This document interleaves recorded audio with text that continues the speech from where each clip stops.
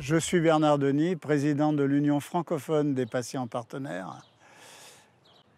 L'Union francophone des patients partenaires est une structure de réflexion, d'action, dont l'objectif, je dirais, principal est de faire en sorte, dans le cadre de la démocratie en santé, de transformer le patient devenant acteur en citoyen de la santé. Pour nous, la démocratie en santé, c'est ce passage du patient passif au patient acteur. Et ceci ne peut se faire que grâce à la connaissance que l'on donne aux patients, donc par une formation. Une fois que le patient a appris à gérer, à connaître sa maladie, il peut effectivement transmettre des informations structurées, construites pour les aidants, dans les contrats de recherche ou dans les parcours de santé et de soins. Les patients sont les principaux consommateurs des médicaments. Ils vivent avec et ils doivent effectivement avoir besoin de connaître ce qu'est le médicament, comment il se construit, comment il se réalise. Ils participent aussi à des essais cliniques en tant que patients. Donc faire comprendre aux patients et aux aidants et à leurs familles l'intérêt nécessaire des essais cliniques qui permettent soit de découvrir des nouveaux médicaments, soit d'améliorer les médicaments et les traitements existants, c'est essentiel dans la qualité du soin pour le patient. Et c'est le patient qui, effectivement, explique ceci pour lui et dans son intérêt.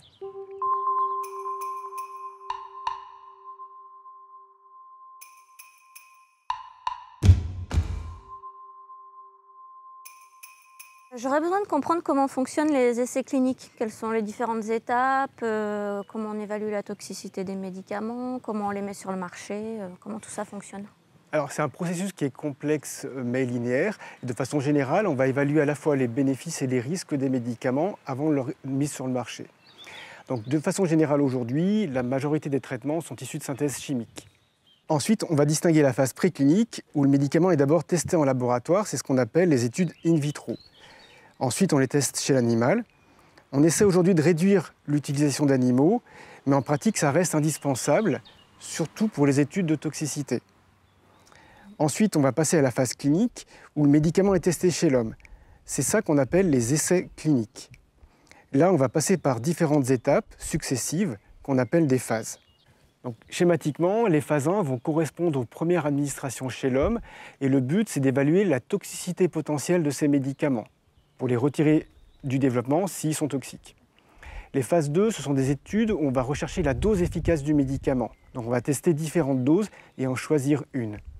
Et enfin, les phases 3, ce sont celles où on va essayer de démontrer l'efficacité du médicament pour la population sélectionnée. Et pour les vieux médicaments, comment on fait ? Alors, pour les vieux médicaments, on va suivre le même processus, mais en démarrant plus tard, généralement en phase 2 ou 3. Ça va permettre de repositionner des médicaments. Par exemple, la colchicine, qui est un vieux médicament du traitement de la goutte, a été testé il y a une dizaine d'années dans le traitement des péricardites aigus. Et là, on a démarré d'emblée en phase 3. Par quelle instance les essais cliniques sont-ils validés ? Alors, en France, tous les protocoles des essais cliniques doivent être obligatoirement validés par deux instances. D'une part, par le comité de protection des personnes. Ce CPP comporte des scientifiques, des juristes et des représentants des usagers. Et d'autre part, par l'Agence nationale de sécurité du médicament et des produits de santé qu'on appelle l'ANSM. Je n'ai pas bien compris. Qui délivre l'autorisation de mise sur le marché ? Alors, quand un laboratoire veut commercialiser un médicament, en fait, il va déposer un dossier assez complexe auprès de ce qu'on appelle une autorité publique de régulation du médicament. Alors, cette autorité, ça peut être l'ANSM en France, l'EMA en Europe ou la FDA aux États-Unis.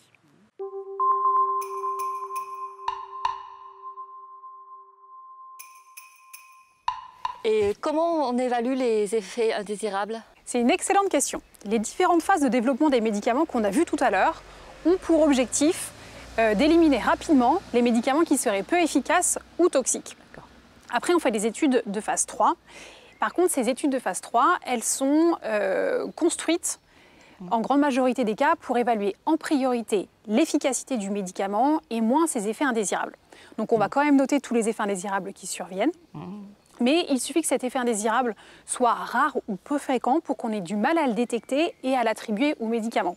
C'est pour ça qu'une fois que le médicament a son autorisation de mise sur le marché, on va continuer à le suivre et à l'évaluer tout au long de sa vie de médicament. C'est ce qu'on appelle la pharmacovigilance. Comment détermine-t-on les effets indésirables acceptables? Parce qu'en fonction de l'état d'avancement de la maladie, on va plus ou moins accepter ces effets indésirables. C'est un peu personnel. Tout à fait. C'est pour ça qu'on ne va pas évaluer uniquement le bénéfice du médicament, mais on va évaluer ce bénéfice par rapport au risque induit par le médicament. C'est ce qu'on appelle le rapport bénéfice-risque. C'est une notion qui est très importante. Par exemple, prenons un nouveau médicament pour traiter l'hypertension artérielle. On va attendre de ce nouveau médicament qu'il soit efficace, qui diminue les conséquences de l'hypertension artérielle, tout en étant bien toléré.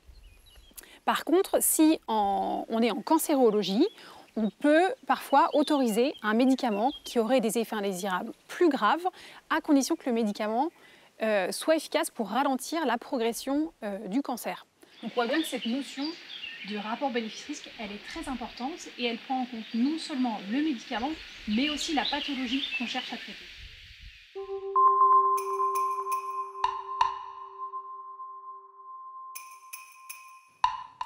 Si je suis sollicitée, comment vais-je connaître les critères? Sur quoi est fondé l'essai? Alors c'est important, parce que chaque essai a un objectif qui porte sur des critères de jugement. Ces critères de jugement, on va les déterminer au préalable et on va les identifier précisément. Ça peut être par exemple la mortalité pour les maladies graves, mais ça peut être aussi la qualité de vie ou la douleur pour d'autres maladies. Et de façon générale et traditionnelle, on définit un critère de jugement dit principal sur lequel va porter le but de l'étude. Moi, ce qui m'intéresse, c'est la qualité de ma vie quotidienne, ma santé. Est-ce que c'est ça un critère de jugement? Alors c'est une bonne question. C'est vrai qu'on va porter l'objectif de l'étude sur des critères de jugement médicaux. Pour les maladies graves, ce sera par exemple la mort ou l'hospitalisation, mais on y associe toujours des critères, je dirais, plus doux, entre guillemets, que sont la qualité de vie, l'intensité des symptômes, etc. Comment se fait le choix des personnes traitées pour que l'essai soit pertinent? Dans les essais cliniques, les patients vont devoir respecter des conditions qu'on va appeler des critères d'inclusion et de non-inclusion. Je vais vous donner un exemple très concret. Dans les études de phase 3, la plupart du temps, les patients qui sont inclus rentrent dans une catégorie d'âge et en particulier, on n'inclut pas ou très peu des sujets âgés. C'est injuste. Je souhaite prendre des médicaments testés sur des gens de mon âge. Alors pourquoi? Alors pour 3 raisons principales. La première chose, c'est que les sujets âgés sont moins enclins à accepter de participer à des essais cliniques qui sont plus difficiles à inclure. La deuxième, c'est qu'avec l'âge, on a beaucoup de pathologies associées. Donc, en fait, on va avoir potentiellement un biais par rapport à la maladie qu'on veut étudier. Et le troisième qui est important, c'est que les sujets âgés sont plus enclins à faire des effets indésirables. Et pourtant, ils prennent aussi des médicaments. Alors, vous avez raison, mais en réalité, les résultats d'un essai clinique ne sont extrapolables que dans la population qui a fait l'objet de l'essai clinique. Ce qui veut dire qu'en vie réelle, quand on va donner le médicament chez des gens en dehors de cette population, il faut continuer à surveiller le médicament. Pourquoi ne pas donner les médicaments directement aux patients et voir si ça marche? Alors, je vais vous donner un exemple. Imaginez, mettez-vous dans une situation imaginaire, vous êtes un extraterrestre et vous arrivez sur la Terre et vous êtes missionné pour évaluer le comportement humain. Alors, vous vous mettez en vol stationnaire au-dessus de la gare de Grenoble et vous observez. Et ce que vous observez, c'est que sur un quai, on a progressivement des hommes qui arrivent, des hommes et des femmes, qui s'agglutinent, et au bout d'un certain moment, lorsqu'ils sont assez nombreux, un train arrive. Et vous continuez l'observation. Sur le deuxième quai, vous voyez des hommes qui arrivent, qui s'agglutinent, et un train arrive. Et donc vous êtes tout content. Immédiatement, vous faites un rapport à votre supérieur hiérarchique et vous lui dites « J'ai découvert que les terriens maîtrisent une forme particulière de force. Ils sont capables, lorsqu'ils s'agglutinent, d'attirer les trains. Ils ont donc trouvé un moyen très commode de locomotion. Et je vous propose de prendre 100 terriens et de les étudier chez nous. » Est-ce que vous êtes d'accord avec ce que je viens de dire? Non, c'est complètement idiot. Oui, c'est idiot parce que vous connaissez la réponse. Effectivement, il y a bien une corrélation, c'est-à-dire que lorsque les hommes arrivent en masse sur un quai, tôt ou tard, un train va arriver. C'est tout à fait vrai, mais il n'y a pas de lien de causalité. La causalité, elle est inversée. C'est-à-dire que c'est parce que les hommes savent que le train va arriver qu'ils s'agglutinent. Et bien en médecine, c'est exactement pareil, et en particulier dans les essais cliniques. Et en particulier, imaginez, vous avez mal à la tête. Vous avez très mal à la tête. Ouais. Vous allez ouvrir la pharmacie familiale, vous allez prendre de l'homéopathie. Vous l'avalez. Vous n'avez plus de mal à la tête. Tout va bien.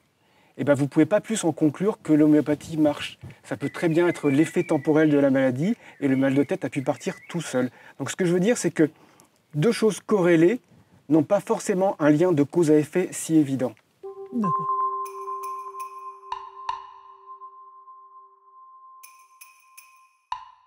Et comment ça s'applique aux essais cliniques? Eh ben, dans les essais cliniques, on va avoir besoin de suivre et de connaître précisément l'évolution naturelle de la maladie. Et pour ce faire, il nous faut un groupe de patients qui ne soit pas traités avec le médicament, qu'on va comparer avec le groupe de patients traités. C'est ce qu'on appelle donc le groupe contrôle. D'accord. A-t-on vraiment toujours besoin d'un groupe contrôle, même quand la maladie est grave? Alors c'est une excellente question et la réponse c'est oui. On a presque toujours besoin d'un groupe contrôle. Alors, il y a des situations tout à fait exceptionnelles dans lesquelles on n'a pas besoin de groupe contrôle. Je vais prendre un exemple fictif.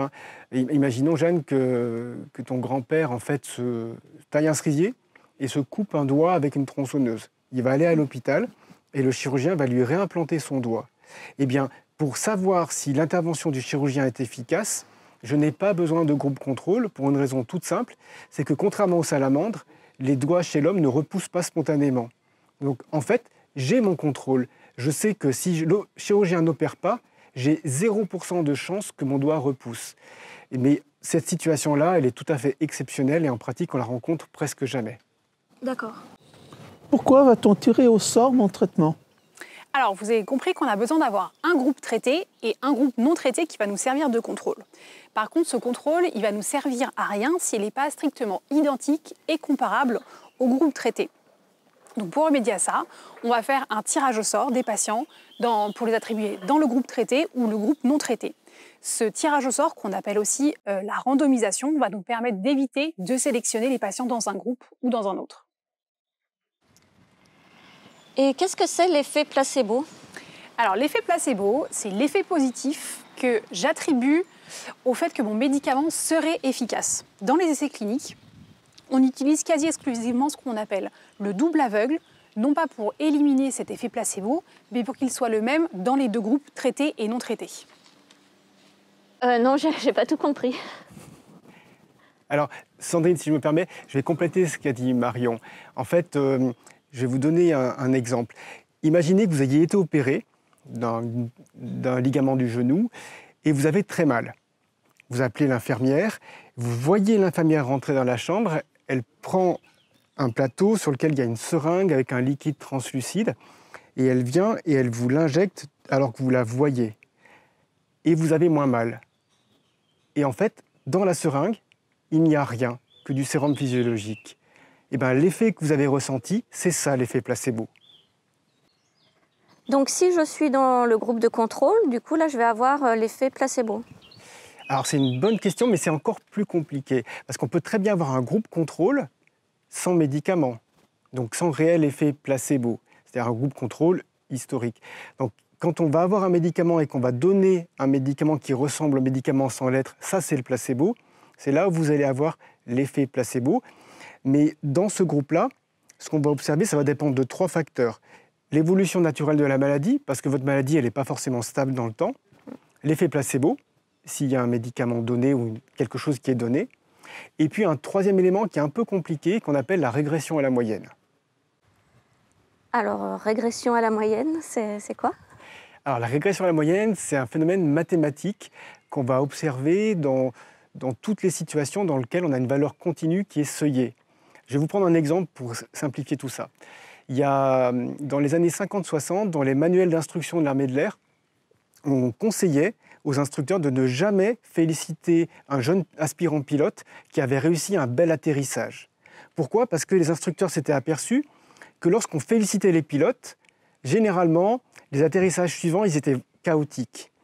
Et donc, ils considéraient qu'ils avaient de l'orgueil et qu'il ne fallait pas renforcer cet orgueil dans cette catégorie de population. En fait, c'est totalement faux. C'est simplement qu'un aspirant pilote, il va faire 10 atterrissages et sur les 10, il va tourner autour d'une moyenne.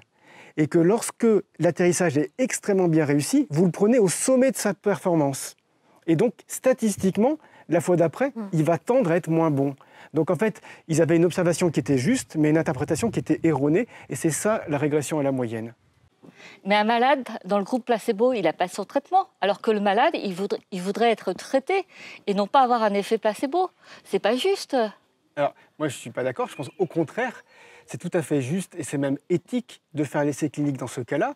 Parce que si on a besoin de faire l'essai, c'est qu'on ne sait pas si le médicament marche. Oui. Et en fait, même si les patients surestiment toujours le bénéfice du traitement, en réalité, il y a beaucoup de médicaments qui, en essai de phase 3 en particulier, ne marchent pas, voire sont plus délétères que le contrôle. Donc du coup, il est tout à fait éthique et juste d'avoir un groupe contrôle avec un traitement placebo. D'accord. Les risques de test sur les sujets sains sont souvent amoindris dans la présentation. En fait, ce sont des cobayes.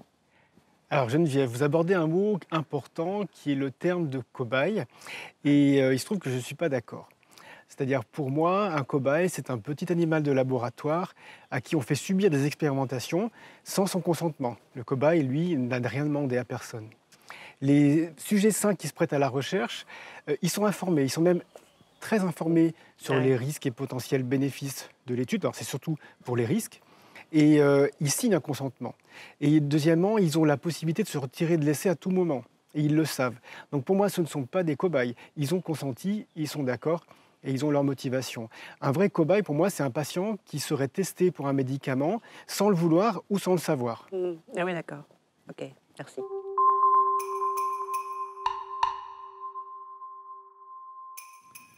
Peut-on conclure sur un seul essai clinique? Non, jamais. Alors je vais prendre un autre exemple. Imaginez, vous êtes l'entraîneur de l'équipe de France de football et suite à une déroute, vous décidez de changer toute l'équipe. Donc on vire les 11 titulaires et on prend 11 nouveaux joueurs qui sortent de petits championnats. Et puis on les fait jouer. Et on les fait jouer en amical contre le Brésil. Et là, votre nouvelle équipe, elle gagne 4-0 contre le Brésil. Bernard, est-ce que vous en concluez qu'on a la meilleure équipe de foot du monde? Certainement pas. Et pourquoi? On peut conclure à de la chance. Ou bien penser que les joueurs de l'équipe du Brésil sont venus en dilettante, parce que c'était un match amical. Donc ils n'ont pas joué comme ils auraient joué un match de Coupe du Monde. Et alors Bernard, comment est-ce que vous allez faire en tant qu'entraîneur pour savoir si vous avez la meilleure équipe du monde? Il me reste une solution, c'est attendre le résultat des matchs qui vont suivre sur une période un peu plus longue pour pouvoir conclure si effectivement on a cette meilleure équipe du monde ou pas. Vous voyez, pour les essais cliniques, c'est exactement pareil. Donc le résultat positif d'une première étude clinique, il peut être lié à la chance et il peut être lié aussi à un biais.